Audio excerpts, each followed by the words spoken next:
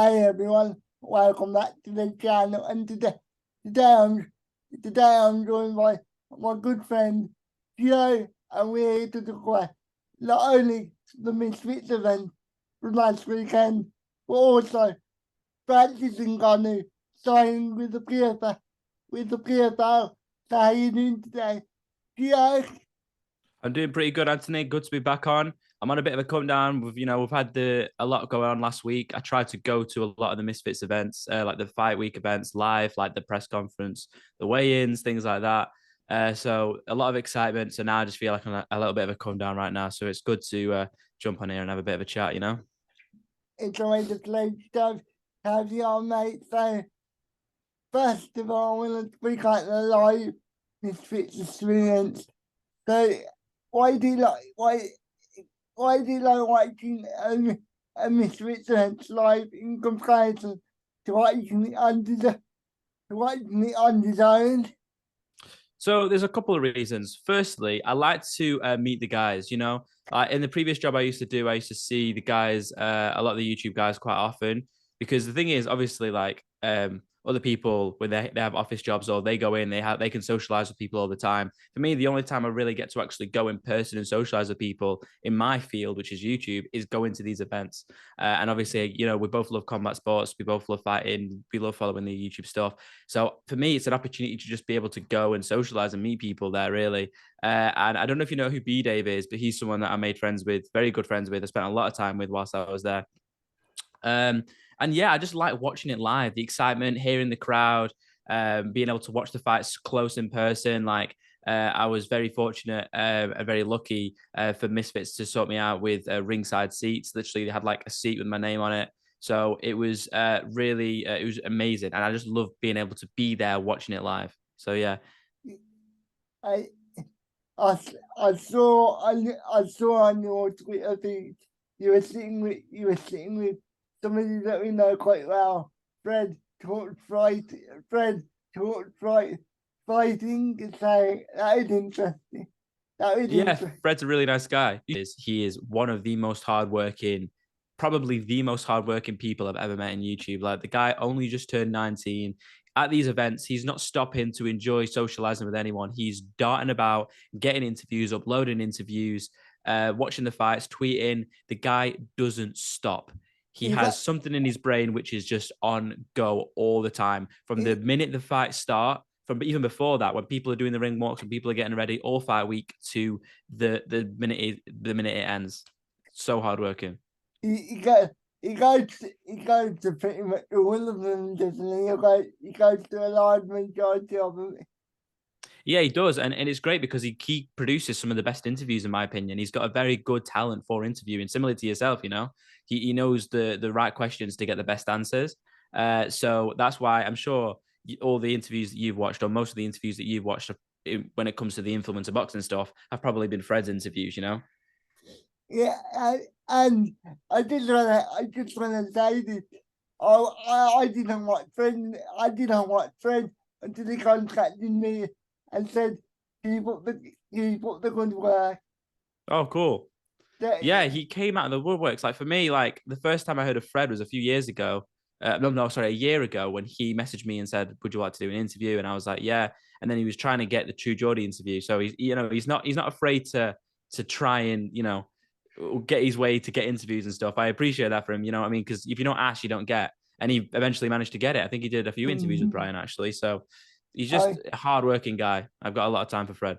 I'm I'm slight I'm slightly jealous because he's only 19 and I'm 27, and he's probably already achieved more than I've ever achieved. No, no, definitely not. Like, listen, we're all still young. That's the thing, You, me, Fred, we're all less than 30 years old. We've still got so much time with so many more guests you guys can get. You've only just basically scraped the barrel of who you could get. You've only just started. And not to make this about Fred, but I do wonder whether eventually he'll move on to like the pro side of it, because I think he could do the pro side of it. I know at the moment he predominantly covered influencer boxing, but I think eventually he could do the pro side if he wanted to. Well, he's a very talented interviewer, and I feel like he's obviously still young. He's still 19. What does the Fred Talks Fighting channel look like when he's 25? You know, like by then, how big will the influencer boxing scene be? If it is really big, he'll be one of the veterans of the space, almost like the Ariel Helwani maybe of crossover boxing. But let's not forget, like there is so much crossover in between, if you pardon the pun, between like the mainstream, like the Zone and things like that. So although he is in the influencer boxing scene and is sort of the main interviewer in that area, he's still meeting the likes of like Calais and all these other people who work at the Zone. So I'm sure that he'll eventually, move on and do the pro events too. But if I'm right in thinking, he has gone to some of the pro fights and he's interviewed like Tyson Fury and people like that. So he's already sort of starting that a little bit, Yeah, and I said it's slowly becoming one of the best one of the best people in the scene. I personally think it's better than some of the bigger channels in the pro scene. Like, I personally think he's better than IFL and some of them platforms, to be honest. And you know why? Because I agree. And I feel like with the influence boxing, because he lives and breathes it, he's constantly present on social media. He's constantly breaking the news, finding out the news. He'll travel and speak to coaches and speak to like medic staff and anyone he can to try and get as much information so that he has, the ultimate knowledge and asks the best questions when he sits and speaks to these guys. Do you know what I mean? Because a lot of these other interviewers, like the IFLs or whoever, they'll go to these events and they'll ask questions, but they'll usually just be sort of the top of the line questions, the how do you feel after your fight, etc., etc. Who do you want next? You won't really go into it and have the knowledge that Fred has. And I feel like sometimes when you're interviewing, no matter who you are, whether you're IFL or anybody else, because I don't want it to come across like I'm taking shots. But the point is, sometimes when you have a big platform like that, you can get so wrapped up in creating the best content that you have. Basically, you can ask some of the most clickbaity questions, and I feel like with Fred, he really asked some insightful questions as well as some of the what you would call clickbaity stuff. I agree. Yeah. No, he's definitely got a natural talent for asking sort of the best questions and insightful questions, as you said. Yeah, because I've done quite a few interviews this week. I've done a few interviews this week, and some of them are good. But the thing is, like people like you, people like Fred, are really good at getting the best out of the guests, and ask the right questions. So, because as I say, like a lot of these interviewers will just go, all right, who would you fight, or who would you? And you know what I mean? It's all fine, but there's people that have a good talent for it, and I feel like you and Fred are on the same sort of thing with that. The one thing that did make me laugh, yeah, is when you mentioned the Ecuadorian tag team. Oh no, the Colombian tag team, me and Young Dave. Sorry, the Colombian tag team, and I did, and I don't know, I can't remember what we saw a tweet, but I tweeted, you're hard. I know. That's what all these people want to know. Well, would you fight? Would you fight? And like, I kind of don't want to just be boring because we've spoken about this before. Like, I have no real interest in doing it. Like, I don't need to do it. I've never sparred before, so it's like, oh, would you like to go and play golf professionally? And it's like, well, I've never played golf before in my life, so why would I? You know what I mean? And then obviously I want to give them something, so I'll go, oh, I'll do a tag team, me and Young Dave, who's this rapper, and we'll do a Colombian tag team because we're both of Colombian heritage. And then you tweet me out saying you're hard. I appreciate it, bro. I'm not the guy that's gonna get in there and spar people.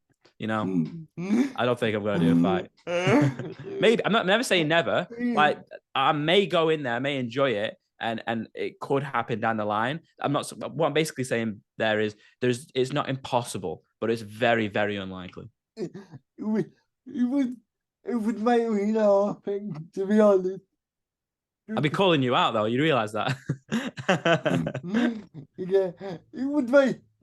Seriously, it would be interesting, and it probably would make me laugh just because I know you, and I know how hard you work. What you do now, so I can't imagine the shape you would try and get yourself into. I know. To be fair, I'd probably have to fight at like 125 or something like that. Like I want to be really lean and really quick. But I don't know. I mean, you make a good point. Like I'm working doing editing and things like that. Like I'm in my own lane. I don't need to jump over and fight. But you never know. You never know. I'd want you to commentate. Would you be up for commentating that? That would be Uh, the only thing I'd put in the contract. I'd say I'd fight as long as Anthony can commentate it. I You and Wade. yeah, I to be honest with you, I've always considered commentating that the way that I speak. Yeah, I feel I feel like I feel like that would not be the best idea because of my speech pattern and stuff. I don't know. I think it's something that, obviously people can understand you. So it's the same sort of thing. I mean, you've got good analysis, you've got good takes. I don't know. I don't think it's like completely off the table. I'm not obviously not taking shots, but some of the commentary that they have for some of the fights on Misfits, I definitely think I could do that. I agree. Ngannou joining PFL, by the sounds of it, according to Ariel Wally, it sounds like a really good deal for Francis. Mm-hmm. So according to Ariel, he's still going to be able to do his boxing if he wants to do that. It's going to be a big part of you. It's going to be a big part of the PFL Africa adventure. I mean, that is really exciting. I didn't actually know about that. So is that an event that's happening in Africa with the PFL? Yeah, well, according to Ariel, yeah. I mean, that's something the UFC should have done, like they said they were going to do back when, obviously, Izzy still has his belt, but when they had the three kings, when they had Izzy, Usman, and Ngannou, Yeah. that would have been perfect to do at the time. And obviously now the PFL are basically just going to do it first now. So if it's right, and if obviously I'm getting a lot of this information from you, but like, so if he's able to do his boxing and also fight in the PFL, that means he's probably going to be quite inconsistent in the PFL. No. Yeah, I would imagine so. Cause I would assume its main focus will obviously be boxing, because with all due respect to people, with all due respect to the fighters in the PFL, I can't imagine there'll be much hype for most of his fights in the PFL. Most of his hype for his fights, at least, will come from the boxing side, I would imagine.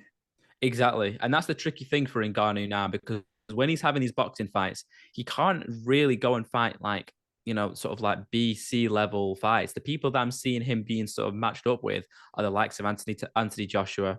I almost said Anthony Taylor then. Anthony Joshua, Deontay Wilder. It's been a long Misfits week. Deontay Wilder, Tyson Fury. Like they want to put him in there against former and current champions, and that's these are the big money fights that Saudi will pay all this money for, whoever pay all this money for. So like if he goes and he gets like knocked out by Wilder, for instance, then he'll have no choice but basically have to just go back to, what does he do? Does he continue doing boxing fights after that? Like he needs to get into boxing fights that he can win. And when they're putting him up against actual professional boxers, actual champion boxers like Joshua, like Fury, then it's going to be a tricky one for him. But then again, who's his boxing debut going to be against? Because I'm hearing all this talk about Tyson Fury, but like, what other names are there that he could fight? Like that he has a good chance of winning, because he doesn't beat Fury. You know what I mean? Not in a boxing match. Derek Chisora, because Derek Chisora would do anything if you pay him enough money. So I think it will be Derek Chisora, to be honest. I think that'd be a good fight for him. But even still, Derek Chisora, although his age, I actually met Derek Chisora the other day. The guy is huge. I fist bumped him. He had one of the biggest fists I've ever seen in my life. But that would be probably a good like opening fight for him. But also in the PFL, like I don't know how deep the heavyweight division is in the PFL. But for me, I don't follow it as much as I probably should do. I'm sure that you follow it more than I do. But I don't really see if there's any competition for Ngannou there. And I feel like maybe like they have him there as a champion or whatever, and he just blasts through these guys, because the likes of like Garn, the likes of Jones, the likes of these Aspinall, these top elite level heavyweights. They go to the PFL. No way, exactly. They're all in the UFC, and then they don't have that same sort of talent in the PFL. Although I'm assuming. So the one thing I will say, if you look at their roster, it is quite crap in comparison to other promotions. I mean, Mm-hmm.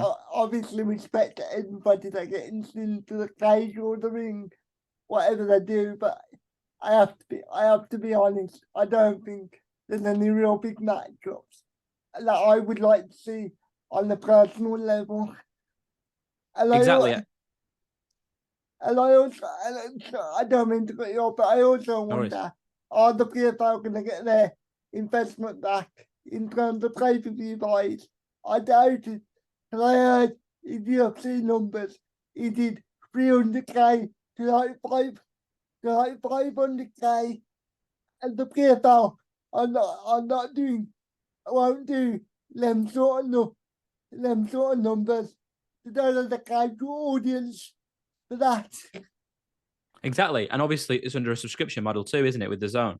So that limits it also to another level. They'll do a zone pay-per-view maybe, but that's also a tricky thing. And you're right, like within boxing at the same time, like they've probably paid a F ton of money. Like they've probably paid even more than the UFC to have Ngannou there for the inconsistency. And if he goes and fights one of these boxing guys and gets knocked out, his stock level drops. And then you know what I mean? He's still, demanding this sort of money. And it's like it's tough. I can't name a single other PFL heavyweight. And if you know what I mean, like obviously I don't really watch the PFL, but like it's like you're right. I Like what hype is going to be there for Ngannou versus whoever it is, whoever the current PFL champion is? Like, you know what I I mean? I try to keep up with it as much as I can do, but I've only got certain obviously I've only got 24 hours in the day, Yeah, and I also have a life. exactly. You know what I mean? Like it's hard for me enough to keep up with the UFC. I'm flying out to Canada in a few weeks to go watch that card. I don't even like know. I can't even name the full main card. You know what I mean? So it's a weird one for Ngannou because I don't think the consistency is going to be there. I feel like obviously the PFL must have a lot of money to be able to sign him, but at the same time, we posed the question earlier: will they get their return from him? I don't know if they will. I feel like if he's going to go off and do boxing, maybe he should just focus on doing the boxing and not have this big deal with PFL. But for whatever reason, they see the value in paying him the amount of money they are. What they really need for him is a boogeyman. They need somebody to challenge him in the PFL, like a top level heavyweight.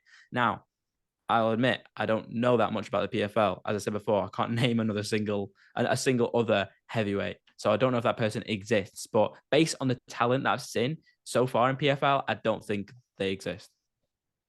A quick, a, a quick, a quick, a quick. I'm just gonna put it out there. If there's a PFL fan watching this, and you know a lot about the PFL, I would love to have you on the channel to tell me about the heavyweights and whether there's anybody that's realistically going to be a challenge for Ngannou. Yeah, because that like Ngannou starched top level heavyweights in the UFC. Stipe Miocic knocked him out cold. Rosenstrike knocked him out cold. Overeem knocked him out cold. Went 5 rounds and beat Garn. You know what I mean? Like he's beating the top level in the UFC, and that is the ultimate fighters. They are the top level, the best of the best in the sport. And I don't know, like obviously it'd be great for someone to come on your pod and speak about this a bit more, but there's no names, there's no big viral names that are coming out of the PFL in the heavyweight division. Now that might be because it's just brand new, and it's only just getting it started. And maybe the Ngannou is like the first sort of one to come over, and then all of a sudden we're going to see all these, that actually might put a rocket up these other the heavyweights to go and try and make a name for themselves. Because if any of these guys, could you imagine?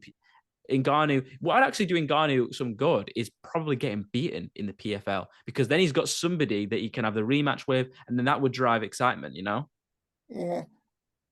I ultimately, I just want another promotion to at least rival the UFC globally, so we can have a bit of competition like we did back in the day with the UFC and Pride. I don't know if that will happen. I think the UFC have gone clear now. I feel like with the talent they've got, with the rising stars that they've got, I'm not too sure if PFL is going to be able to cut to be able to meet that.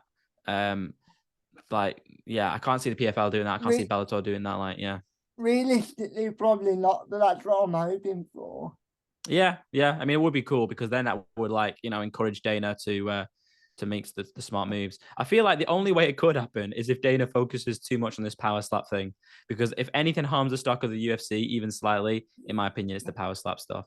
The more I call it, the more league. The moron league. Because you have to be a moron to allow somebody to slap you in the face. I literally slap you in the face without actually trying to defend yourself. I can't watch it. I honestly can't watch it. It's something I'll never get involved with.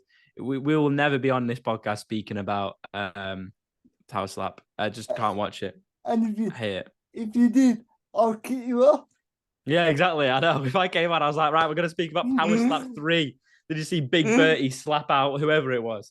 No, it's just horrible. I just wince when I watch it. The fact they can't defend themselves, the fact that, it can cause serious injuries that could lead to life-threatening conditions. And it's like, nah, not for me. You're right. Moron league is what it is. I didn't really like the bare knuckle thing, to be honest. I gave it a try, but I just didn't like it. I just felt it was that exciting. Yeah, I mean, it's like a happy medium for me between the UFC and the power slap stuff. Like, I don't mind it. I did think the Luke Rockhold versus you're gonna have to remind me, Mike Perry fight was decent, and I think it would be exciting to see it. If Conor McGregor went and had a bare knuckle fight, I think everyone would tune into that. I enjoy it. Sorry, I enjoyed the Alvarez. I think it was Chris Melendez fight, but that was like it. Yeah. I mean, there's exciting fights. There's some exciting fights. I've not watched it live. I've only rewatched them. But the UFC it's just like it's an art form. It's something that you'd wake up to watch. You know what I mean? Specifically to watch live. I ain't waking up to watch no power slap. I ain't waking up to watch no bare knuckle fighting. And maybe that's just me, but it's it's the UFC just are so clear right now, and they have all the advantages. Yeah, you know, Khabib. Yeah, do you think I sent you my video because I've already done a video on Ngannou joining the PFL. I sent you my video. I think Khabib's the bigger draw than Ngannou, to be honest, and that just because of the collar effect. Yeah, without a doubt. I mean, obviously, it might be different now because it's been a few years since he's retired. So we'd have to if Khabib ever did come back, which is very unlikely, borderline impossible, then we'd obviously see the numbers. But like, for instance, do you remember when Charles Oliveira was like beating Gaethje, beating everyone, and then there was the talks of, okay, maybe Khabib will come out of retirement and we'll see who the best lightweight ever is. I think those numbers would rival any Ngannou fight, like Oliveira versus Khabib. So in that case, you're definitely right. But now, because Makhachev's got the title, it's a tricky situation for Khabib. Because say if Khabib came back, what's the biggest fight for him? Like, he wouldn't fight Islam, and would he go to 170 and fight Leon? I doubt it. I don't think he's got the motivation to be honest. Exactly, he's done. But I agree. Like, he definitely, when he was fighting, if obviously it's like different times, but a few years ago when Khabib beat Gaethje, his stock at that level is definitely a bigger pay-per-view draw than Ngannou's was at his peak, which is probably when he beat when he left the UFC, when he beat Gane. I said the PFL needed somebody like Israel Adesanya, and even then I don't think they could get on the same level as the UFC, but I definitely think that would be better for them. At least Izzy has promo ability, with all due respect and Ngannou. It's not that captivating on the mic, is he? He isn't. And also, one big thing that goes in the favor of Adesanya is he's more consistent. Ngannou, for the last few years, only fought once. Do you know what I mean? So it's difficult to build hype around somebody that you're only reminded of their existence once a year. Do you know what I mean? And he's obviously not. I don't think he was even that active on social media too. Like, he wasn't constantly posting on like Twitter and Instagram. Whereas Izzy, although he's not fighting all the time, he's constantly reminding you of his existence because he's doing like his YouTube channel and things like that. He's really involved in the social sphere right now. So whenever Izzy fights, everyone's like, it's an Izzy fight. We've got to be up. We've got to be excited for it. Whereas with Gane, it wasn't the same. And he and whether you agree with what he says or not, he's always in the media. He's always talking about stuff. As I said, whether you agree with him or not, even even if you don't, he's always talking about stuff. So he's always getting his name out there, and Yeah, obviously he's really big. He's a really big anime fan. So obviously that attracts the anime audience and things. I agree. I agree. Yeah, that's the thing. Like, there wasn't that much like really that you could relate to with Ngannou. Like, I met Ngannou. He's a really, really nice guy. But and I also met Izzy, also a really nice guy. However, I agree. Like, there's just more relatable factors with Izzy, and he can cut a promo well. Like, for instance, yeah, if Izzy went over to the PFL, I feel like that would scare the UFC, or like somebody like Izzy of the same sort of like star level. But Ngannou, like, being inconsistent, the last time he fought, am I right in thinking it's like been over a year since he last fought MMA? Yeah, Was it January 2022 that he last fought? I think it was because he had an injury, didn't he, going into that fight, and people thought that was just gonna be a case of he not that gone, and then that'll be actually wrestled gone. So I think it has been a year, yeah, 2022 times. So now we're in May 2023. So it's like the PFL, the UFC have done completely fine in that time. They've built new stars in that time, in the likes of like Paddy the Baddy, for instance, and even Sugar Sean O'Malley's like stock has gone up so much since then. The UFC aren't that bothered. I don't feel like that the fact that PFL now have Ngannou, it's not something that's going to really rival them. They may be able to, like, his first fight will be exciting. Like, people will be excited to watch that. I think everyone will tune in for that first fight, or at least the casual UFC fan will tune in. The hardcore UFC fan, but it's not going to be a big spectacle. Do And you, obviously, his future will be inconsistent in the PFL if he's boxing at the same time. do you really think? Do you really think they will, mate? Because the MMA, hard, the MMA fans are really loyal. Like, I can't imagine any UFC fans going over to the PFL because the way the UFC presenting, and in some cases they are right.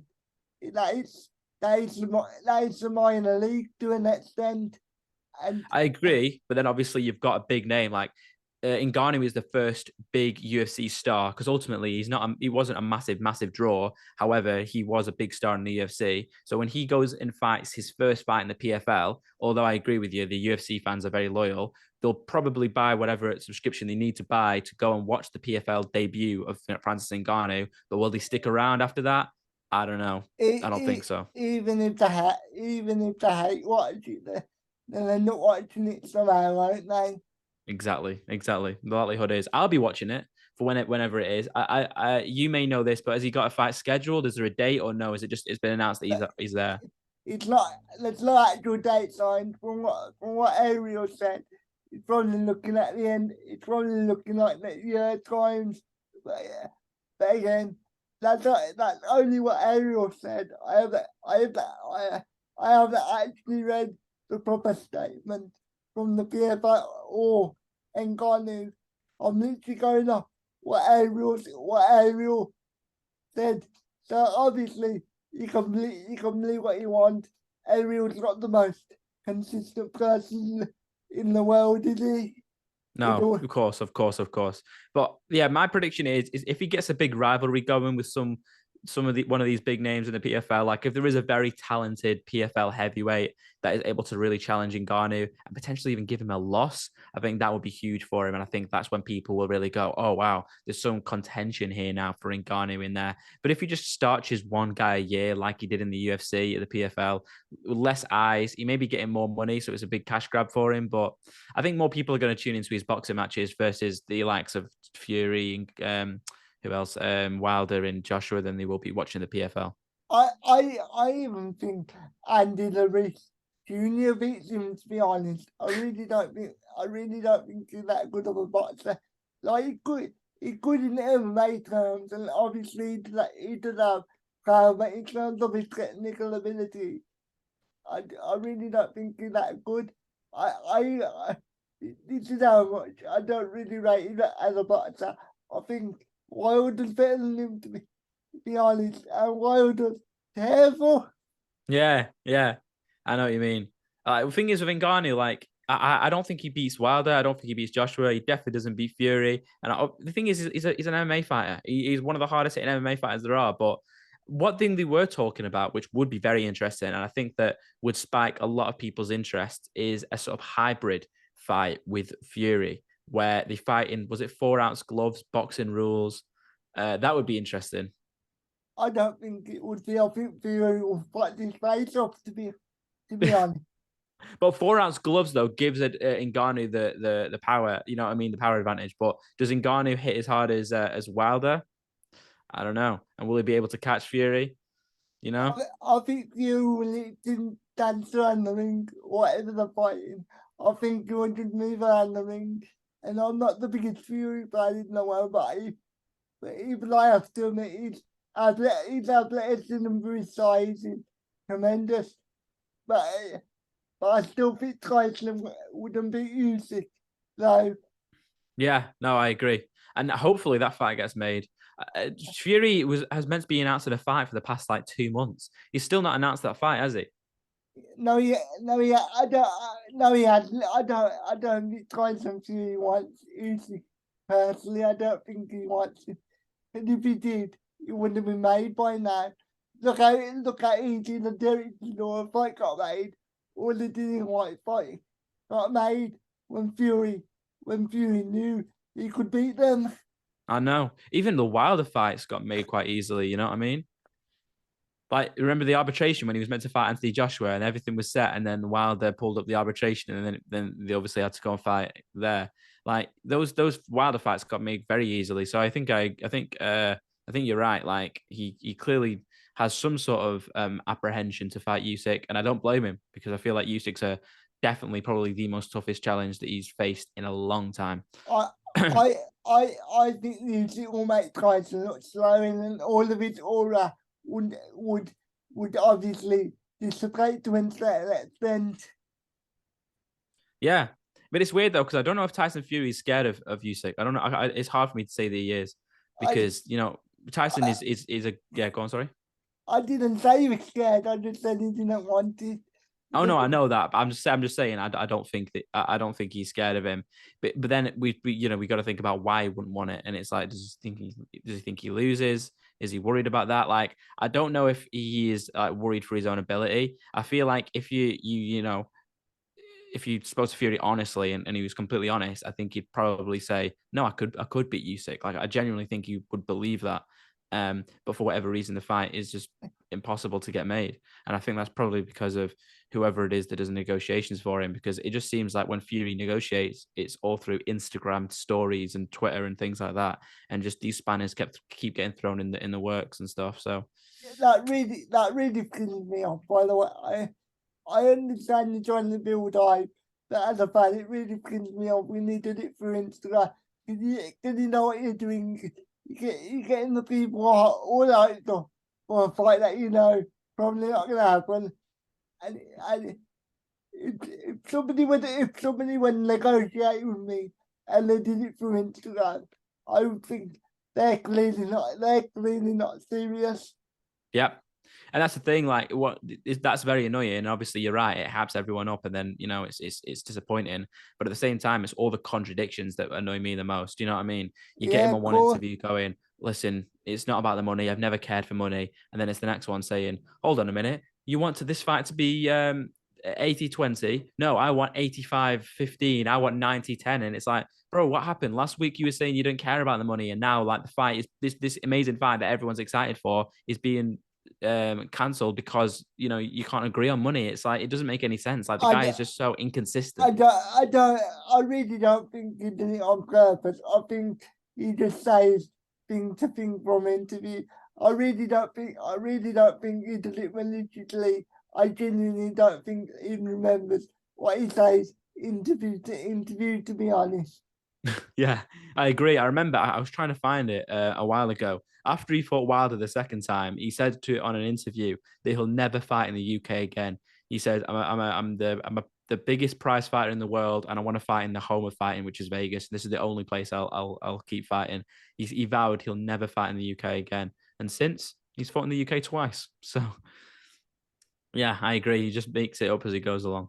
What did you think of the KSI forearm? Because as soon as I saw the replay, I was like, it could be no contest. Absolutely. And obviously KSI did not do it deliberately. I've seen some people say he did. I find that really stupid, to be honest. Because he clearly did not do it on purpose, but still it should have been given as no contest.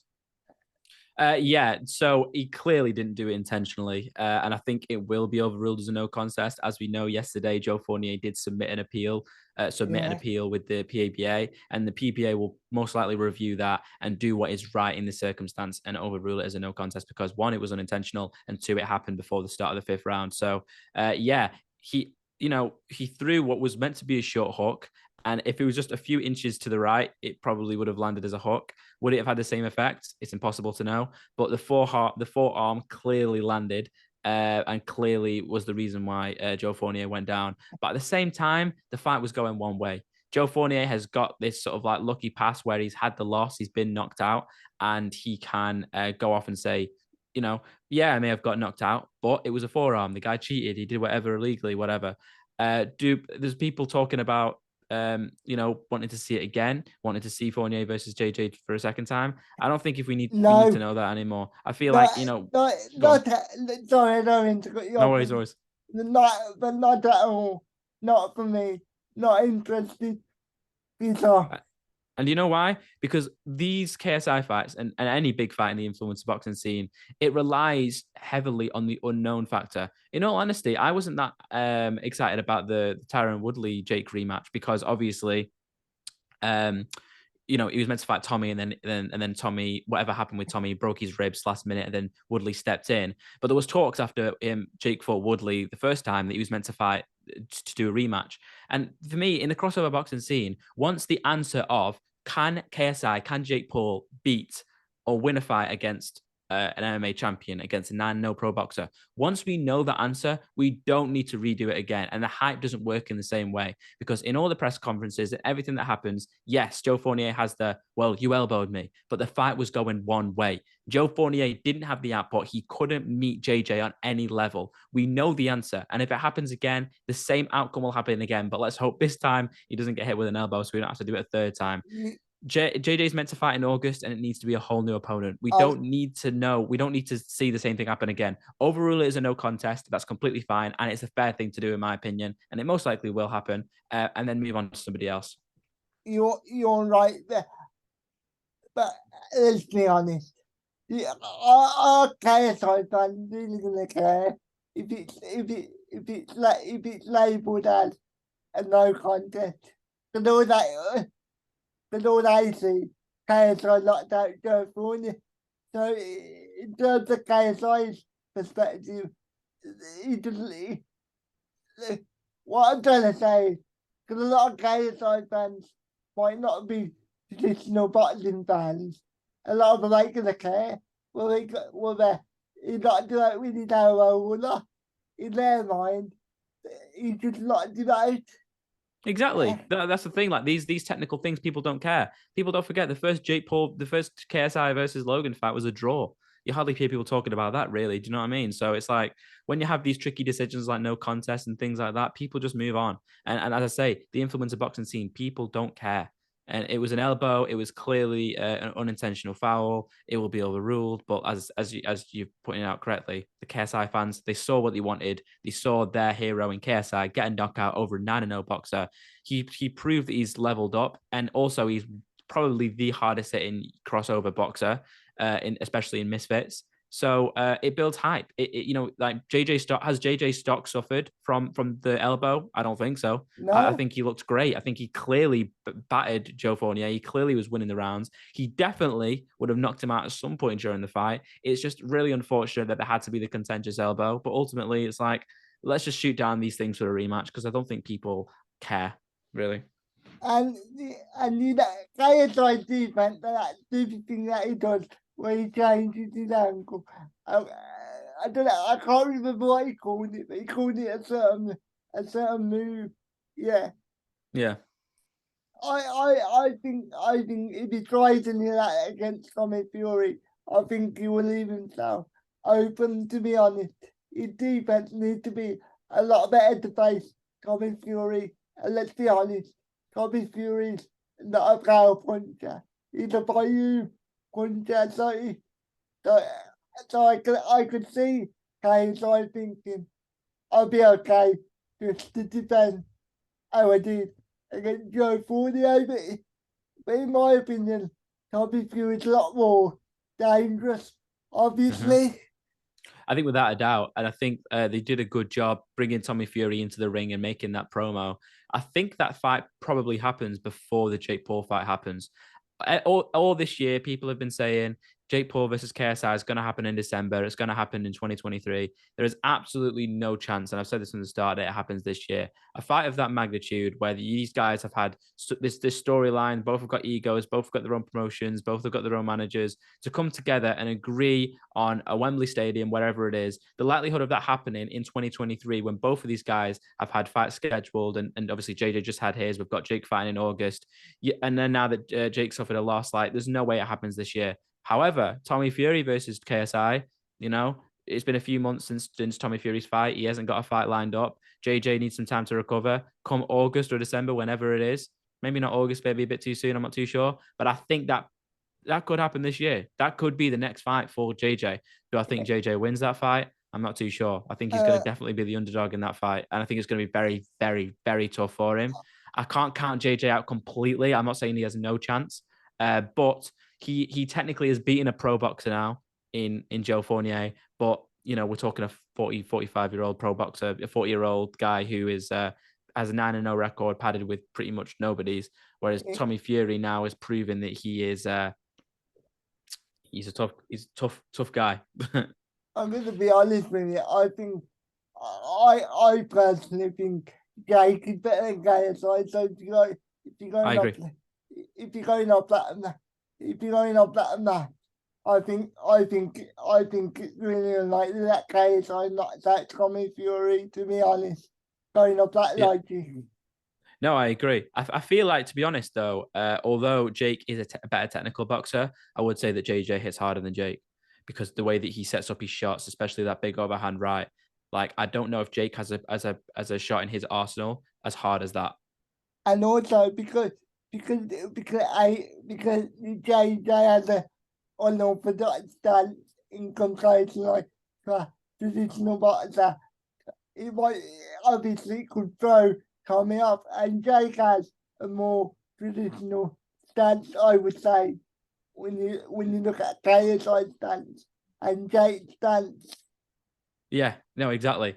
That's the thing. So I do hope that fight eventually gets made, because the storyline is set up perfectly. I mean, you've got Jake versus Jake, who beat JJ's little brother all way back when. You have obviously JJ beat Logan. Obviously now they're friends, but the storyline is set. It's been the fight that everyone's wanted since the Joe Weller fight. Let's not forget, like JJ, the first person who called that was Jake Paul. It's set in stone, and I feel like it's going to happen eventually.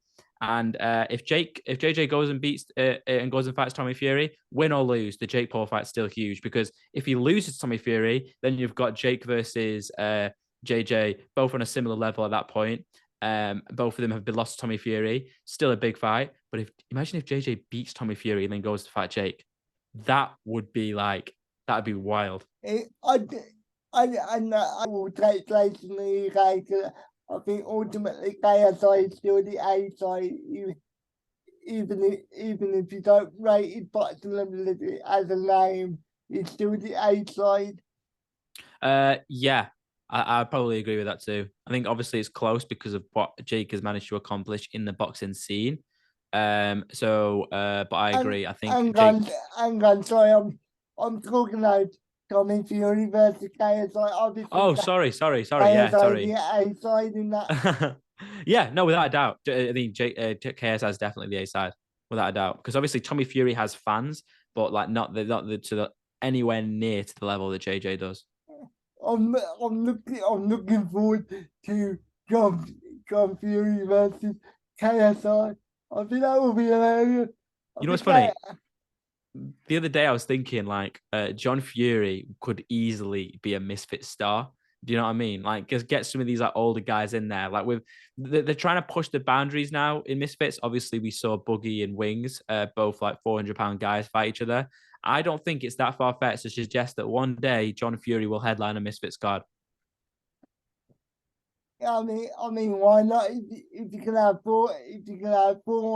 two 400-pound guys on the card, then why not John Fury? I guarantee John Fury, John Fury's in better shape than, with all due respect, Wings and Boogie. So why not? Could you imagine? I think that would be such a spectacle. Like, that would go viral. It might not sell like stupid pay-per-views, but John Fury headlining a card, I couldn't even imagine who he would fight. But even against anyone, just the idea, the spectacle of John Fury fighting would And I be like viral stuff. and I think obviously because it is dad, I think Tyson would be willing to get involved in that.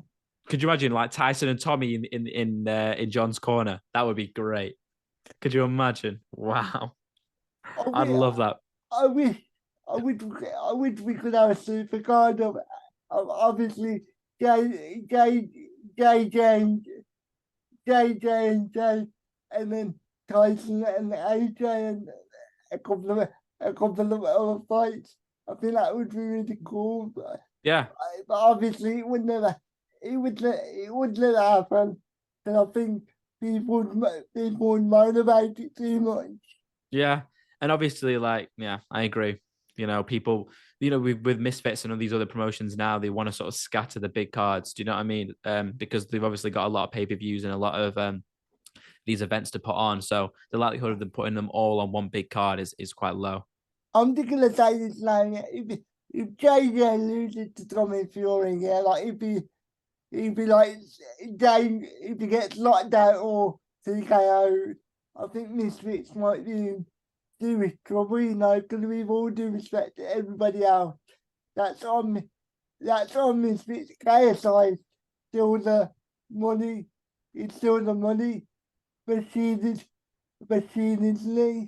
As of right now, absolutely. I feel like they would be in trouble. And that is why it's very important that the Misfits nurture these young stars that are coming up that are able to sell headlines, like, get behind the likes of Salt Pappy and people like that, like Deji. These other guys that obviously recently lost Jay Swingler, who was a massive draw. You know what I mean? Like, Jay Swingler pulled in all the TGF, the childish fans, to come over. They're going to need to be able to encourage these other YouTubers to get involved.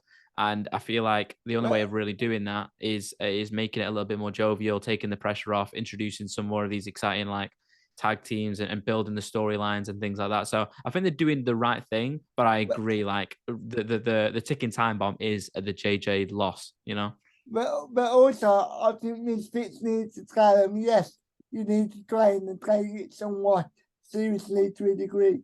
But you also need to remember you are at the end of the day you're supposed to be a content creator or influencer. So you need to keep getting yourself out there. Because I feel like some of these fighters, even though they take it really seriously, which I commend them for, a lot of them forget that they need that they need to keep themselves in the eyes of the public.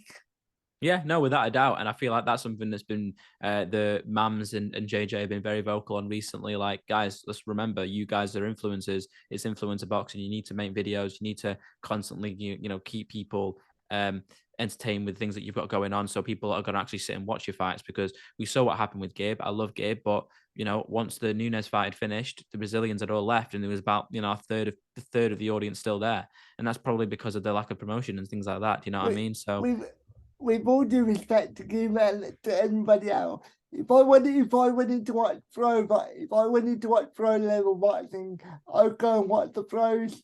If you know what I mean. exactly. And that's what I've always said. Like, the skill is not that important. These guys, like, for instance, I know, I don't know if you watched the prelims, but the first fight on the prelims, or one of the first fights, was a guy called Udbear versus Korn. And now Korn's a big name on Twitter. I didn't know much about him, but he has like quite a lot of followers. And Unbear is this young guy who had like 300 YouTube subscribers, and he was relatively unknown, but he was funny during the press conference. He came dressed as Borat and things like that. He went and like put a poster of the Misfits card in the National Art Museum, made Yeah, content around that. The guy I was promoting himself. Like that's what we need more of: characters, people that people can get behind and and enjoy, rather than like these guys that just go off into a room, train boxing for a few months and then come out and then I've said nothing about the events and do nothing during the fight week. it's difficult, isn't it? Because at the same time, to a degree, you want. Well, I don't want to speak. I don't want to speak for you, but I want them to take it seriously to a degree.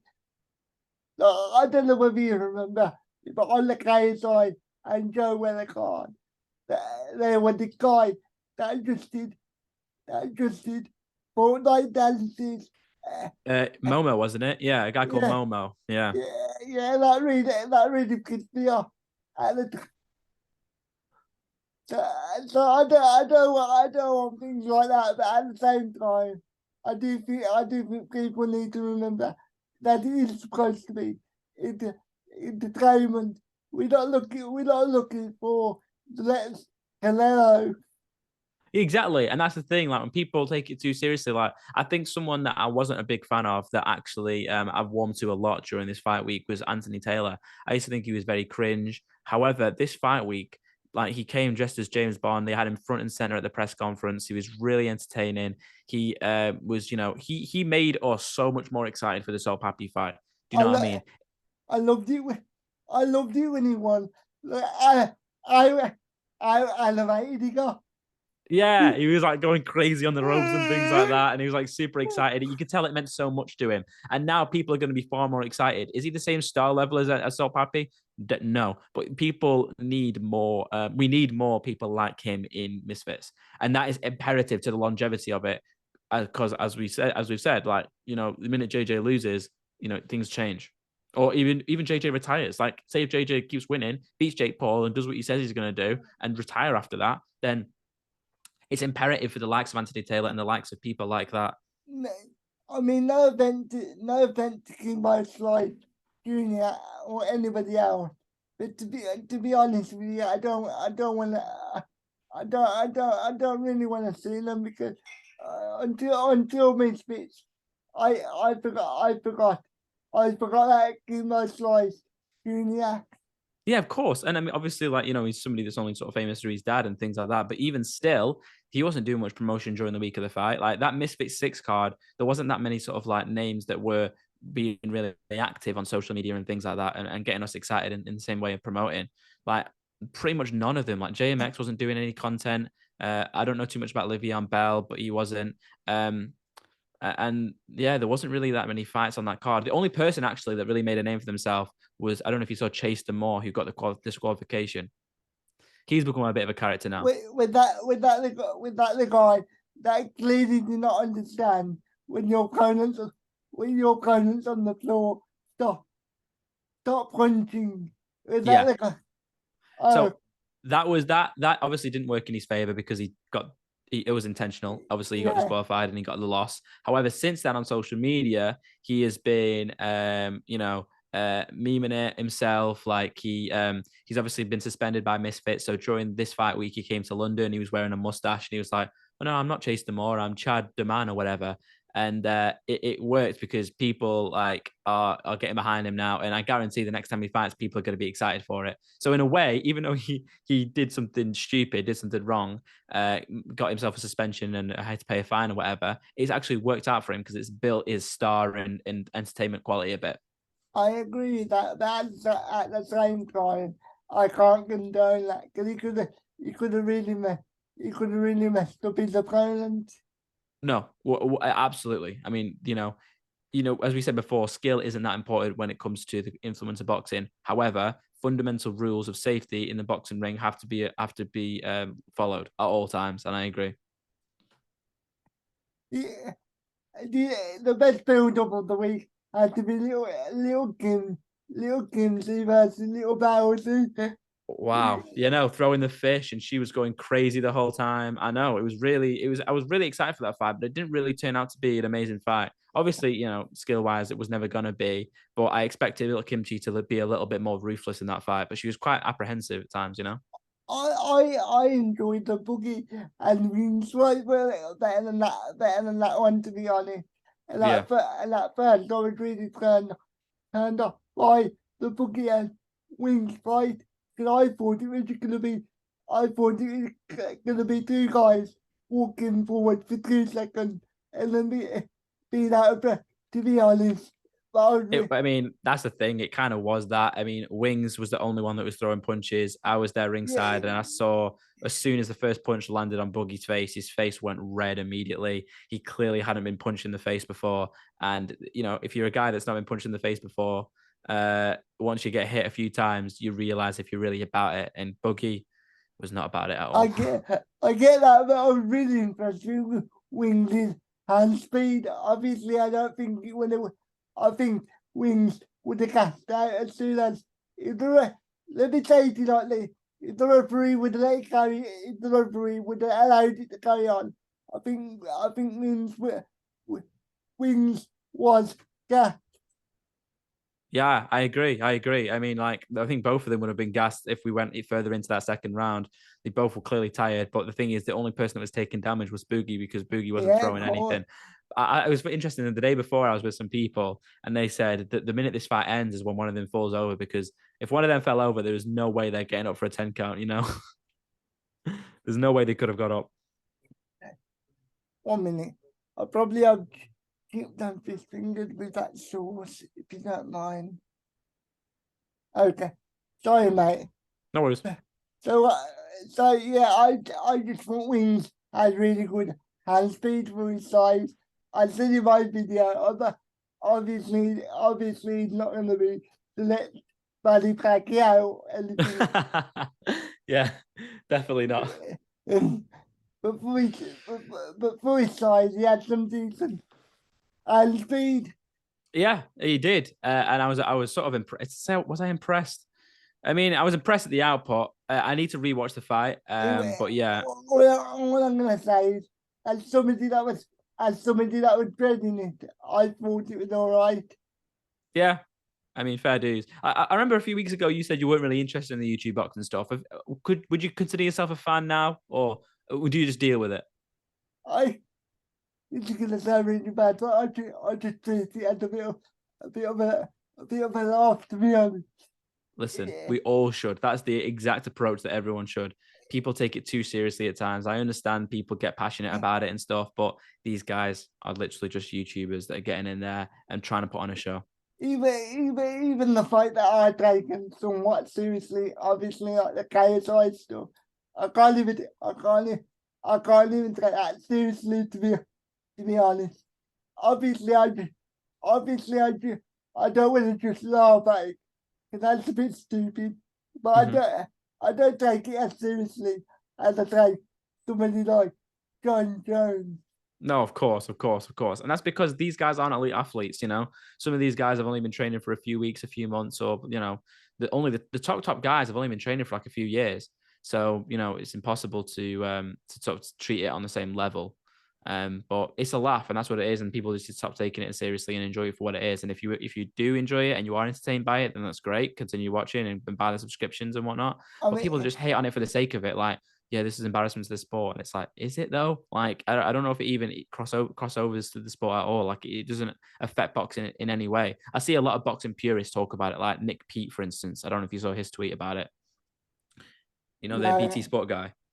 I mean, yeah, I have seen a couple of his tweets, but I haven't seen any recent tweets about it. No, what did he say? So basically, he was annoyed that on one of the DAZN streams they were promoting the KSI Fournier fight coming up, and he said, like, you know, this is trash. I don't want to see any of this stuff. and it's a mockery to the sport or whatever he said. But ultimately, it's clearly not, because what it's doing is it's bringing young eyes to the sport of boxing. Do you know what I mean? It's a good thing. It's only good that can come from it, because Misfits aren't going to last forever, and the influence of boxing may not even last forever too. But boxing will, and they'll still be promoting fights in 10, 15 years. And a lot of the fans that are going to be like hardcore boxing fans in 10, 15 years are probably just getting into boxing now, watching Buggy and Wings or watching KSI. Do you know what I mean? And not only people that are going to be future fans, but also people that are going to be future fighters. You know what I mean? Because there's probably so many people, and I hear it all the time, that get into boxing because they watch KSI versus Logan Paul. Do you know what I mean? Because it's become more relatable now. If you're watching this YouTuber all the time that you've grown up with that's getting in there and boxing, then you kind of feel to yourself, oh, maybe I can do it. Do you know what I mean? And it makes it less of like a and and, bridge. ob- and obviously, if you go into the gym, I find out guys like all grateful, and then the other couple of sessions, and then the person at the head of the camp or the class might say, go and watch this person, and you might do it, and then you might become a fan of Canelo or got the Tito's, something Yeah. like that. Yeah, exactly. And that's the thing, like that they're constantly promoting they are promoting KSI obviously on the Canelo shows or whatever shows they are, but they're also doing vice versa. Like if you watch any of the Misfits cards, like they'll play ads in between the rounds promoting Katie Taylor's next fight or promoting Ryan Garcia's next fight, whoever it is, because they know that if they keep these people on a subscription-based model like on the Zone, then they're going to probably, be bored on one Saturday night. There's no Misfits or there's no whatever, and we'll watch Canelo or we'll watch whatever it is, and the fans will convert without a doubt. And at the end of the, people like Jake Wood. I don't know whether you know who Jake Wood is, but he used to play Max on his centers. Oh yeah. I found him really funny, and he really was complaining about it. But Drew KSI and Joe where he was all about it. So That was hilarious when he was tweeting out saying, "Oh yeah, to cancel my DAZN subscription because of this KSI YouTube. I'm not watching two YouTubers dance around a ring, like whatever." And then everyone was tweeting the photos of him literally there ringside at KSI versus Joe Weller. It's like, bro, not only were you there from the start, but you apparently like funded and helped put the event together at the Clapper Box. So it's like, this is your fault. You played a part in this. Do you know what I mean? So it's what it is. People like to hate. People like to feel like they're a bit above, and above it. But and nobody had to consider it. You can just watch. There are hundreds of fights on the Zone. You can just watch one of their fights. You don't have to watch KSI if you don't want. exactly, it's a subscription based model with a pay per view in there whenever KSI fights. You do not need to watch it. Do you know what I mean? I'm not going on Twitter complaining about reality TV shows in the States that I'm not watching, the Kardashians or whatever, because I'm not watching it. Do you know what I mean? It would be completely irrelevant for me to do that. People just like to tweet to make people feel like they are better than the YouTube boxing stuff. Yeah, It's a load of like, rubbish. It's like, calm down. I'm not gonna be watching Jake Paul versus Nate Diaz. And to be honest, I'm completely done with Nate Diaz. I think he's a bit of a villain. To, to be to be honest, and Yep, he is. he's 38 years old. I know. I know. It's another old one for Jake, obviously, another retired MMA fighter. Grow up, man. I know. I mean, it's part of the culture. The guy was raised in Stockton, California, and that's sort of the hood. I would guess, but yeah, he's not the smartest job Silver's head. But he got 3 kids. I know. Yeah, he's not. He's obviously not a good role model in that way. But yes, he's he was one of the biggest stars in the UFC, as you know, probably the second biggest star. And if he loses to Jake Paul, like I think actually, what's funny? I feel like Nate Diaz going and fighting Jake Paul and losing to Jake Paul is a bigger hit to the UFC than Ngannou going to the PFL. Explain that to me. Why do you think that? Because Conor is coming back to the UFC, and obviously Conor's the biggest star, always will be the biggest star, Yeah. and they need winnable fights for Conor. Nate Diaz, the trilogy, that is a huge, huge fight. There is not that many fights in the UFC that are like 10 out of 10 star, guaranteed huge pay-per-views than a Nate Diaz versus Conor McGregor But fight. but do you think Nate would come back if he beats Jake? No, I don't think he would. I Uh, think he would see himself as the biggest star in the UFC, to be honest.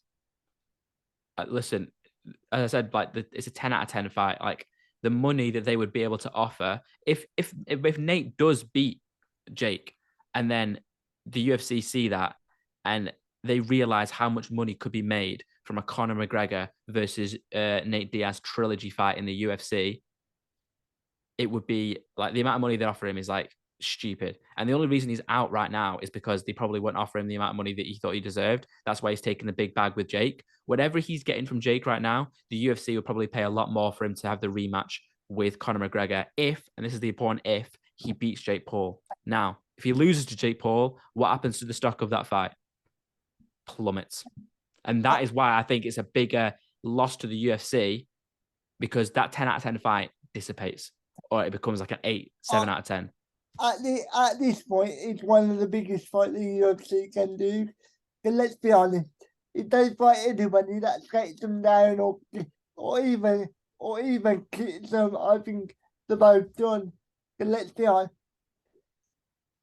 the the lead leg of Nate is like an open target. It's Mm-hmm. basically like saying, "Come and get me," basically. Basically, yeah, yeah, Because he hasn't evolved with the sport.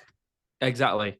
And obviously, like McGregor's no spring chicken either, and we'll see how he does against Michael Chandler, who is a tough fight for him. I I do think think that he should beat Chandler, but we'll I see. I think he beats him, to be honest. But So do I. I can definitely see McGregor getting rocked. Well, I thought he was going to beat Poirier handedly. I mean, he did, all those years ago. So that's the appeal, isn't it? Like everyone would love to see the trilogy be settled between Nate Diaz and McGregor. And now, in order for that to be as big as we think it could be, he needs to beat Jake Paul. And if he doesn't beat Jake Paul, it's nowhere near as big, and Be, and, and, and damages the stock for the be, UFC. Before we go, mate, I just want to say, I just want to ask you, sorry, have you been watching any of my classic fight reviews? I would I would recommend you go back and watch DC versus Jones one. Okay, cool. Yeah, I'll definitely watch them. To be honest, like I very rarely go on YouTube now. I'm all about TikTok. I'm scrolling through TikTok. I'll waste time on TikTok, and I realize the only time that I watch videos is when I'm eating, when I'm like eating, and when we're like sat having food and stuff. So I'll go and check it out. Without doubt.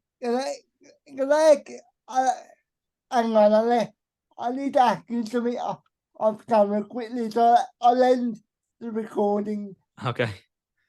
So, so thank you for watching, everyone, and I will speak to you later. Have a good day. See you later.